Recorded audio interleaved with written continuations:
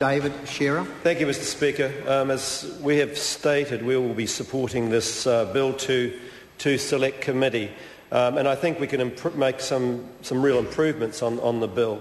But as many other members have spoken, this is important. It's important for for the number of people who die or are injured on our roads, and it's also important in terms of the cost that those people that the road toll incurs.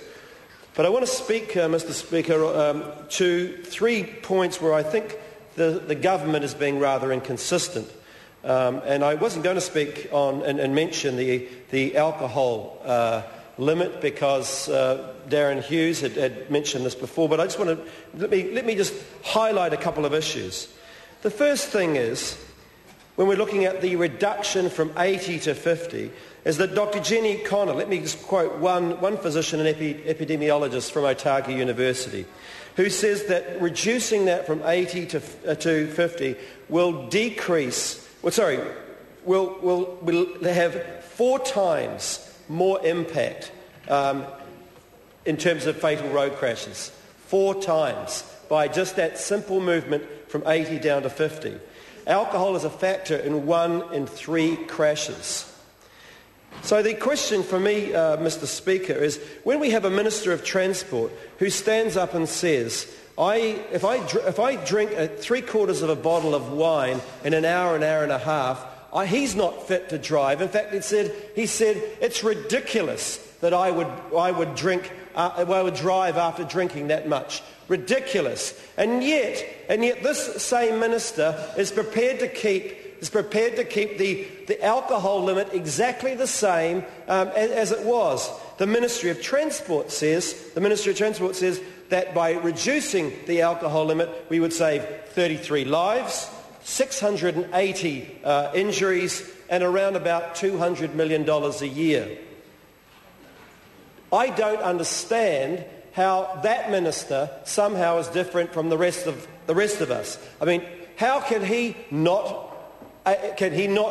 Is he not able to take as much alcohol as the rest of us? I don't think so. He's a big person, and yet he says it's ridiculous that he should be able to drive after drinking up to the level of that you're entitled to do on the roads today. The second question that relates to that is, what's so different about New Zealanders? What is so different about New Zealanders that we have to do more studies to try and explain why we shouldn't move the alcohol limit from 80 to 50 immediately? In Australia it's 50, in the UK it's 50, in France it's 50, and they know they've already saved lives as a result of moving the level down. What's so different about people living in New Zealand that we have to have more studies to see what it does to us as human beings? It doesn't make any sense, Mr Speaker. I believe that what we are seeing here is a spin and a public relations exercise that has gone badly wrong. The minister believed, and he said in a number of his statements that he was surprised when we did polling on this, that about two-thirds of New Zealanders actually supported the reduction in the alcohol limit. Two-thirds supported it. He thought it would be closer to 50-50 or even below. And so he took a punt on it and then was surprised and then couldn't go back. Well, 33 people are going to lose their lives as a result of that minister's decision not to bring it up any earlier. I want to speak about a second thing, Mr Speaker, and that's the road, the Puhoi to Wellsford road, the Holiday Highway. And actually it was interesting, Mr Joyce, the minister, actually called it the Holiday Highway at a recent infrastructure conference the other day. So he too believes that it is a holiday highway there to benefit people who want to get up to those beaches around Omaha quickly in the long weekends, like, for example, the Prime Minister. The 2 reasons for building this highway: one is cost, one is economic benefits, and the other is safety. Well, the economic benefits simply don't stack up. It's the rate of return is 0.8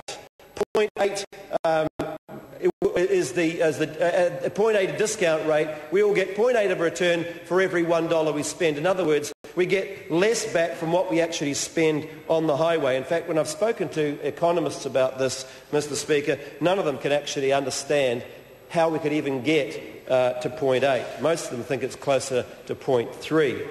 And this is a 1.6, possibly a $2 billion piece of roading, Mr. Speaker. And just think what you can do with $2 billion or $1.6 billion if you want to be conservative. You could restore the health cuts. You could lower the ACC levies. You could fund the gold card, Mr. Speaker. You could fund the gold card. The government could fund the gold card, Mr. Speaker, for the next 60 years with $1.6 billion. That's the gold card which the Minister is talking about withdrawing or limiting and restricting in its applicability. 60 years worth of gold card for a highway that is absolutely not even going to produce a return. Not even going to produce a return. But here's the other thing, Mr. Speaker, because the second reason we're going to build this highway, the second reason is because it's meant to be safer. Well, the ridiculous thing is that 50 people are going to die while this new road is actually going to be constructed, as we see the road toll and the average of the road toll over the last 9 or 10 years. 50 more deaths. Now let me explain this, because there are other alternatives out there, and the Campaign for Better Transport and the Auckland Transport blog actually did some pretty good studies on some alternatives. And for $320 million as opposed to $2 billion, Mr. Speaker, you can get the current road upgraded to 3 lanes, centre strips put through the middle of the highway, a Warkworth bypass, and even a new bypass that take away the Shedways Hill. It will generate 3 to 4 times the cost benefit that the current scheme will do. And I'm pleased that the Minister is back in the House, because I'd like him to hear this. This scheme, the $320 million as opposed to $2 billion, will give you 90% of the benefits, at about 1/7 of the cost. And then you can use that extra money, Mr. Speaker, for example, for the gold card. Well, we're just saying, Minister, and I'm pleased you're here, we were just saying that the gold card can be funded for the next 60 years with what Mr. Minister... Order. No, I'm sorry. On numerous occasions, you brought me into the debate. You cannot say you. It refers to the presiding officer. So that's what I mentioned before, gold card or not. It's not me, right? I apologise, Mr. Speaker, and also for any reference that you might be it might apply to you as a gold card. 60 years worth of gold card for one highway. I want to just mention one last feature, Mr. Speaker, and that is the report that came out today, done by the Herald Digipol, about transport in Auckland.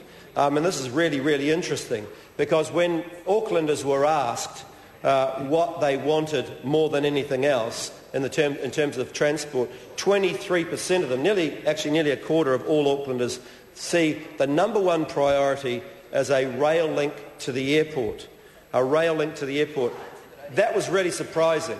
It well and truly exceeded any upgrades to Auckland's roads.